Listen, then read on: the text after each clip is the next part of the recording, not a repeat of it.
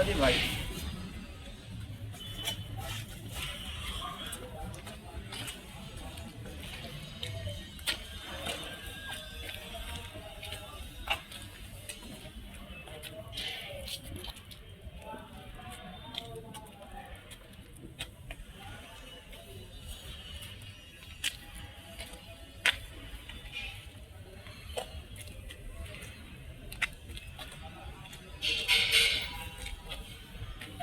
30 second की होगी बहुत। हाँ बस